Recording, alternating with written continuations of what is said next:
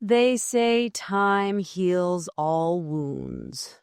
Real talk, when you're locked up, time doesn't heal jack. It just makes you smarter. It makes you sharp.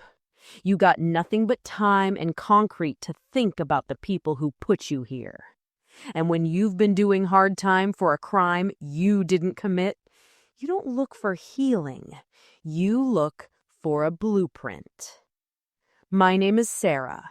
I'm in cell B14. I'm doing 3 years. And let me be straight with you. 3 years is too long for a misdemeanor. But it's perfect. It's the perfect amount of time to get your head right. It's the perfect amount of time to cook up a plan that's so clean, so cold, the guy who gets hit won't even know what happened until the cops are slapping cuffs on him. My story isn't about some back alley beef or a dumb fight over a dude. My story is corporate. My story is about $500,000, a security clearance, and a partner who thought he was smarter than the Securities and Exchange Commission. His name? Julian Vance. And Julian? He found out that the smallest cage in the system can hold the biggest vendetta. Julian and we weren't a thing. Not like that. We were business partners. We ran a boutique firm in downtown LA. Mid-size, private equity.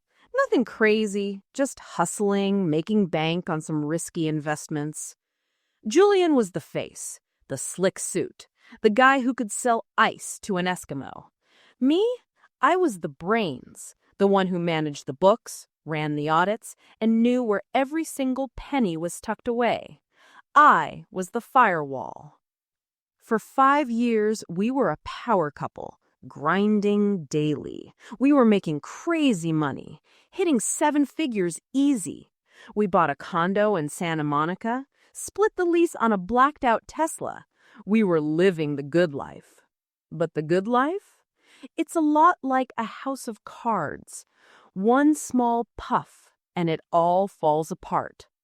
And Julian was about to introduce a hurricane.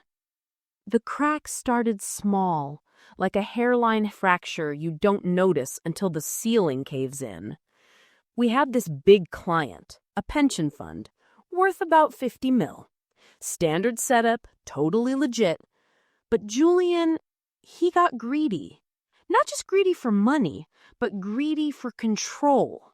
He wanted me out of the picture so he could start playing fast and loose with the fund's capital. He wanted to start skimming. He wanted a ghost account. He started dropping little hints, telling me I looked tired, saying I should take a few weeks off, maybe go chill in Cabo. Nah, man. That was a red flag the size of Texas. I didn't get this far by being the girl who takes a vacation when the numbers are flying. I knew something was cooking, and I started doing my own deep dive, off the books.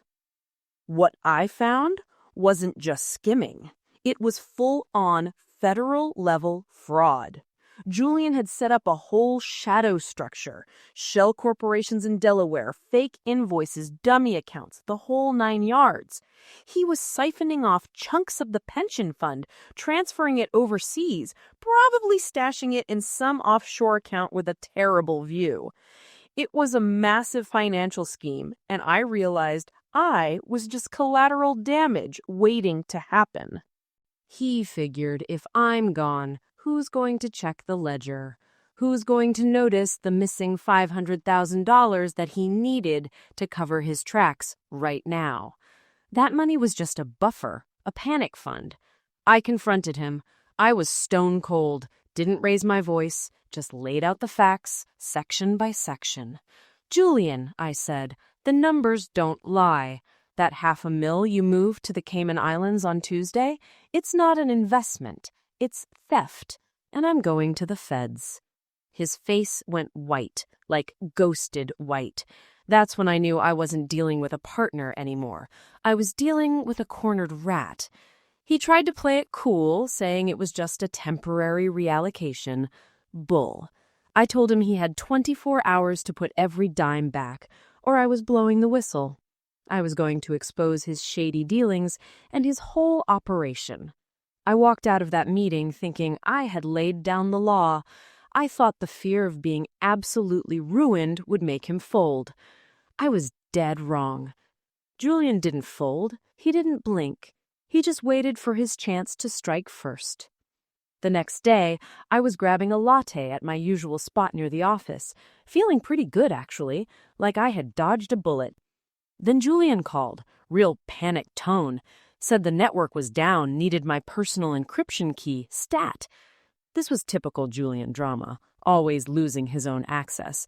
I gave him the code, not a problem. But when I got back to the office, 2 plainclothes cops were waiting for me. Not the feds, local PD. I thought it was some kind of joke. It wasn't. One of them, a burly guy named Detective Miller, just looked me dead in the eye and said, "Sarah Hayes, you're under arrest for grand larceny and possession of stolen goods." I laughed. I actually laughed. I thought, this is Julian's sad attempt at a distraction. Then they read me my rights. And that's when the blood ran cold. They escorted me to my desk. They didn't search the office. They went straight to my laptop bag, like they knew exactly where to look. And there it was, tucked right into the inner zipper pocket, underneath my gum and my worn-out wallet. It was a small, encrypted USB drive. This wasn't some thumb drive I used for presentations. This was the drive, the master key, the one I used to secure all the client passwords and access the highest level encryption systems. It was registered only to my biometric signature. And on that drive, they found one file labeled Final Transfer. That one single file was a fake accounting report, a beautifully crafted document showing a $500,000 transfer from the client fund directly to an offshore account that Julian had set up in my name. It was airtight. Julian had used the encryption key I gave him over the phone to get past the security layer, load that one malicious file onto my biometrically registered drive, and then plant the drive in my bag while I was out. He knew exactly where the PD would look because he was the one who tipped them off. He made me the fall guy. Julian didn't just expose my shady dealings. He made it look like I was the shady dealer who tried to pin it all on him. He had flipped the entire narrative. The next few months were a blur of lawyers, bail hearings, and depositions. My lawyer, bless his heart, he was scrambling. He kept saying, "It's circumstantial, Sarah, but the evidence is clean. The drive is yours, the biometrics are yours, the fraudulent account is in your name." Julian played the grieving partner perfectly, even offering to pay my legal fees out of kindness. The audacity. I knew the system was rigged. The judge, an older guy who just wanted to clear his docket, didn't care about my elaborate theories of an inside job. He cared about the facts, the thumb drive, the matching fingerprints, the paper trail pointing straight to me. When the judge handed down the sentence, 3 years in state pen, I didn't flinch. I didn't cry. I looked straight at Julian, who was sitting in the gallery, shaking his head with fake sadness. And that's when the switch flipped. The fury, the desperation, it all just washed away. And what was left was pure, ice-cold logic. I realized I couldn't beat Julian in the courtroom. He had already won that game. But he hadn't won the war. He was still the greedy rat.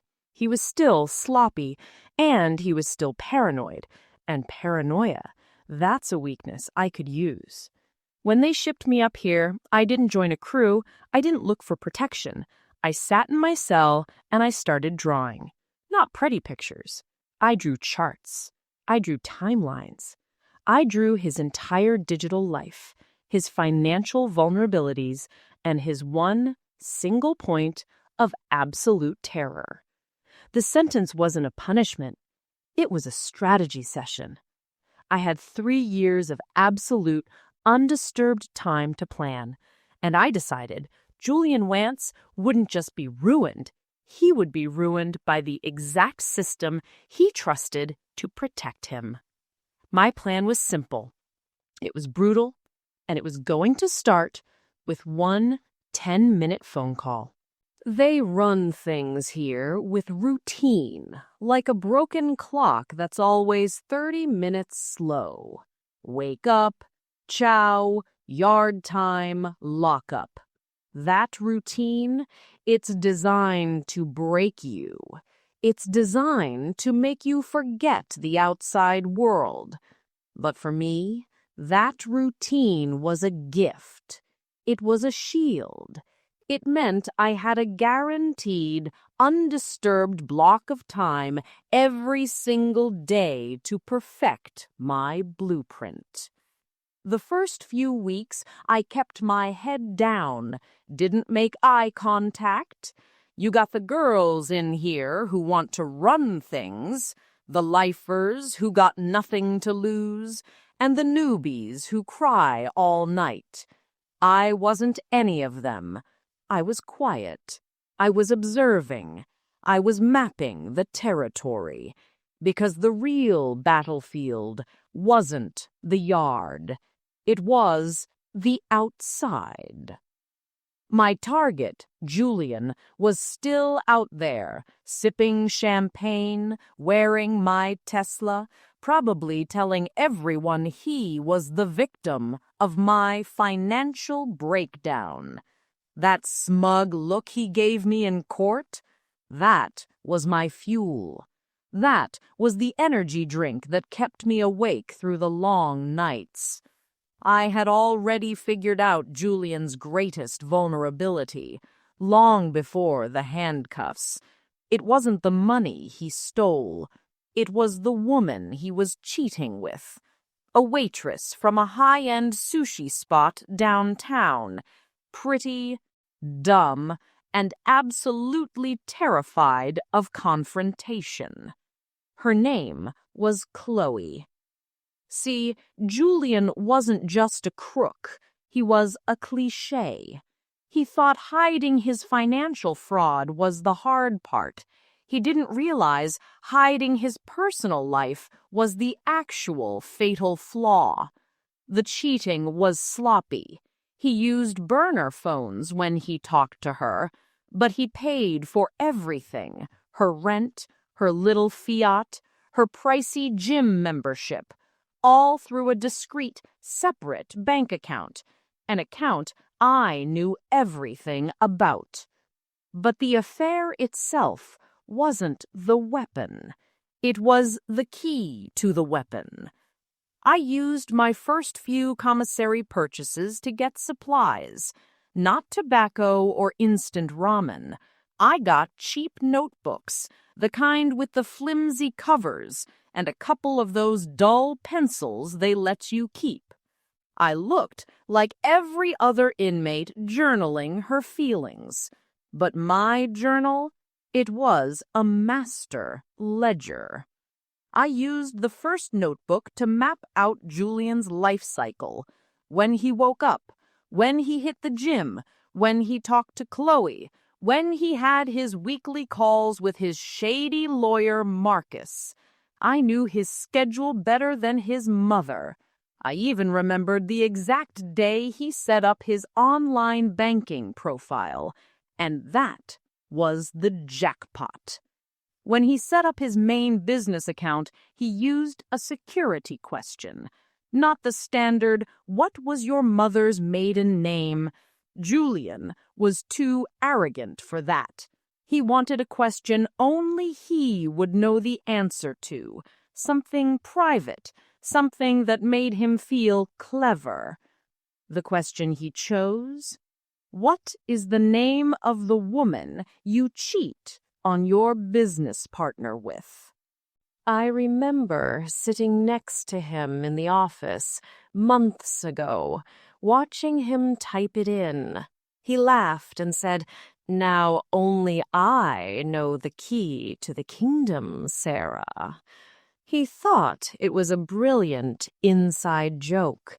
He had no idea he was writing his own death sentence.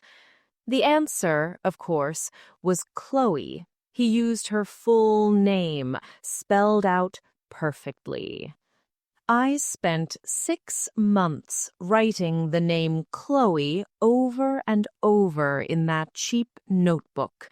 6 months perfecting the angle. I realized the only way to get to Julian wasn't through the police. The police believed their physical evidence. I had to hit him with an agency that deals strictly in paranoia and digital evidence. I had to hit him with the SEC, the Securities and Exchange Commission. The SEC doesn't care about a planted thumb drive. They care about intent. They care about corporate compliance. And they care about the one thing Julian couldn't hide, his sloppy, desperate need for that $500,000. I needed 2 things to launch the revenge plan. First, I needed a trusted intermediary, someone on the outside who wouldn't get spooked, wouldn't ask too many questions, and who had a clean record. Second, I needed Julian to volunteer the answer to his own security question to the wrong people. I settled on Marcus first, my old lawyer, not Julian's shady Marcus, my Marcus, the one who truly believed I was framed but couldn't prove it. Marcus still visited me sometimes, out of pity or guilt, who knows? He was my lifeline.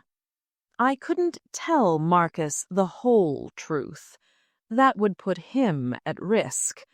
All I needed him to do was deliver one single, highly specific message, a message that would set the trap, and I had to deliver the instructions for that message during the one block of time I had access to the outside world, the phone call. The phone rules here are strict. 10 minutes, monitored, every call recorded. I had 10 minutes to drop the blueprint, 10 minutes to ensure Julian Vance got hit by the precise strategic karma he deserved. It had to be a perfect script. No filler, no emotion, pure, unadulterated strategy. I rehearsed the script in my head 1,000 times. I timed it out using the tiny digital clock on the wall of my cell. Every word had to land. Every pause had to mean something. I was practicing for the only final exam that mattered, Julian's complete financial and professional obliteration. I knew Julian's biggest fear wasn't jail time. It was losing his reputation, his status, his money. It was having his life exposed as a messy, desperate lie. And I had the one weapon that could make him panic enough to confess his deepest, darkest secret, not to me, but to the people who could actually ruin him. The SEC was due to launch their routine quarterly review of our firm soon. Julian was always on edge during that period. I decided to use that pressure cooker timing. I told Marcus to schedule his visit for the week before the review. The stage was set. The waiting game was over. It was time for the show. The day Marcus came was the hardest I'd spent inside. Not because I missed him, but because the pressure of the execution was almost unbearable. My heart was pounding like a drum against my ribs, but my face was granite. I wasn't going to give the guards, or Marcus, or the cameras a single clue about what was coming next. The visitation room is a zoo. Loud, chaotic, depressing. We sat across the plastic table. Marcus looked tired. He handed me a few sheets of paper, mostly updates on my appeal, the useless kind. "Sarah, I'm still fighting, but the prosecution's case is solid.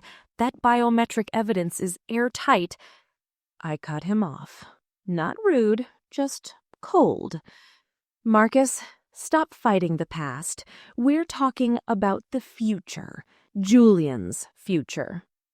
He looked surprised. "I don't follow." "You don't need to follow," I said. "You just need to deliver a message, a simple 3-line script. You will not deviate from it. You will not explain it. You will not ask questions about it." I looked him dead in the eye. I needed him to be scared enough to listen, but not scared enough to refuse. Julian Vance is having dinner at the Monarch this Saturday at 8 p.m. You will approach his table, you will hand him your business card, and you will say these exact words: "The SEC is auditing your Q2 records, Julian. They've requested confirmation on your digital security reset answer." That is it. You walk away. You say nothing else. Do you understand? Marcus was sweating. "The SEC? Why the SEC, Sarah? That's federal." "It's about the blueprint, Marcus. Just do it." He eventually nodded. He signed the visitation log and left. And then I waited for Saturday. The waiting was the worst. It was all outside my control now. It was all riding on Julian's arrogance and Marcus's ability to keep a secret. Saturday felt like a century. I spent the day imagining the scene, Julian laughing it up with some client, probably wearing a brand new suit, thinking he was untouchable. Then Marcus, my unwitting assassin, walking up to the table. 8 o'clock. That's when the clock started ticking. I imagined the slight hesitation in Julian's eyes when he read Marcus's card. I imagined the small tremor in his hand when Marcus dropped the line, "The SEC has requested confirmation on your digital security reset answer." That simple sentence, Marcus didn't know what it meant, but Julian knew. He knew 2 things immediately. 1, the SEC doesn't just ask for security reset answers for fun. They ask for it when they suspect tampering, when they suspect someone had tried to bypass a financial firewall. And 2, he knew exactly what the answer was: the name of his mistress, Chloe. But I wasn't after his money anymore. I was after his mind. I needed him to panic and give the SEC the wrong answer. Why? Because the wrong answer proves 2 things. It proves he has something to hide, and it proves he's desperate to lock them out of the account. It proves intent to obstruct justice. Julian's paranoia would kick in immediately. He'd think Marcus was a hired gun. He'd think I had somehow found a way to call the SEC and warn them about his shadow transfers. He wouldn't risk using Chloe as the password with the SEC lurking. Why? Because using a mistress's name as a financial password looks absolutely reckless to federal auditors.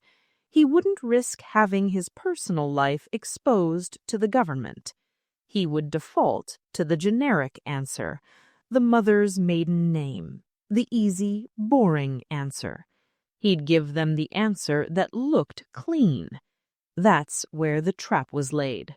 I had subtly changed the primary security question on that account months ago, right before he framed me. Not the custom one, the generic one. I changed the mother's maiden name answer to something slightly different, a simple misspelling that only I, the person who set up the original account, would know. I swapped a common I for a Y, a tiny, insignificant change. The SEC auditor would type in the answer Julian provided, the boring, generic, slightly misspelled answer, and the system would return access denied, incorrect security reset answer.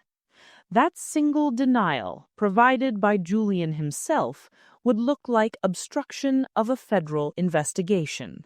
That one denial would be the warrant needed for the SEC to bypass the password and get full, unfettered, 100% legal access to every single file, every transfer, and every shadow account Julian had set up. The $500,000 transfer, the shell companies, the Cayman Islands account, it would all be exposed within minutes. My 3-line script had forced Julian to choose between exposing his sloppy, cheating private life and exposing his systematic federal-level financial fraud. And by choosing the safe, generic answer, he chose total destruction. Monday morning, I was sitting at a table in the mess hall, drinking watered-down coffee. A guard walked past and gave me a side-eye. I smiled. The job was done. Julian was already spiraling. They say bad news travels fast. In here, bad news travels slow, but it hits harder. I couldn't get the news ticker, obviously, but I didn't need it. I only needed to watch my visitor log and Julian's behavior. The next week, Marcus didn't show up. That was a good sign. It meant he was busy, and Marcus only gets busy when the stakes are high. Then came the real tell. Julian's name popped up on the visitor's sign-in sheet. He requested to see me. Twice. I refused both times. I wanted him to sweat. I wanted him to sit on the outside, looking in, knowing I had the key to his entire collapse. When he finally got permission to see me, after pulling strings and probably paying someone off, he looked like a ghost again. But this time it wasn't the shock of being caught. It was the terror of being completely exposed. He sat down across from me, breathing heavy. He wasn't the slick suit anymore. He was just a panicked man in a cheap shirt. "Sarah," he whispered, voice shaking. "What did you do? The SEC is tearing the office apart. They've frozen all the offshore accounts. They've found the Delaware shells. How?" I just smiled. That felt better than any parole board meeting. "Oh, Julian, you forgot the first rule of crime. Don't frame the person who built the firewall." He leaned in, desperate. "You told them about the accounts? About the Cayman transfers? I'll get you out of here, Sarah. I'll pay any fee. Just tell them you made a mistake. Tell them you were stressed." "Mistake." I laughed, a short, cold sound. "I didn't tell them anything, Julian. You did. Remember that security question? The one you used to hide your mistress? The name of the woman you cheat with?" His eyes went wide. He suddenly realized the trap. "Chloe, you changed the answer." "No," I said, leaning closer, enjoying the moment. "I didn't change the custom answer. I changed the generic one, the one you thought was safe, the one you gave the SEC auditor when they asked for the password reset answer. You panicked and gave them the slightly misspelled mother's maiden name, thinking it would look clean. That wrong answer was all the probable cause they needed to bypass your entire encryption and grab every single file. He went silent. He understood. He thought he was outsmarting the SEC by being cautious. He thought he was outsmarting me by covering his personal life. But the two were linked. His fear of being exposed as a cheater led him to choose the wrong generic password, which led the SEC to assume obstruction of justice. His own paranoia was the only witness I needed.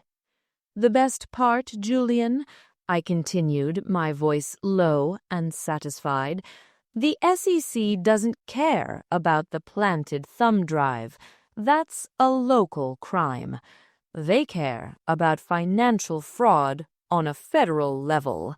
They don't care that you framed me. They care that you stole from the pension fund. I watched the realization wash over him. The local charges against me would be dropped because my motive, framing Julian to expose him, would now be believable. But the SEC charges against him, those were federal. Those were airtight. You're going to lose everything, Julian, I said, standing up. Your reputation, your clients, your money, your freedom. I'm going to walk out of here in a few months on time served, and you're going to walk into a federal indictment that will make my 3 years look like a vacation. I walked away from the visitation table without looking back. That was the last time I ever saw Julian Vance. The rest is paperwork. The SEC's investigation was brutal and swift. Within weeks, the original larceny charges against me were dropped, evidence tampered with by the accuser, Julian Vance, who was now facing multiple counts of federal fraud and obstruction. I was released early on good behavior and time served.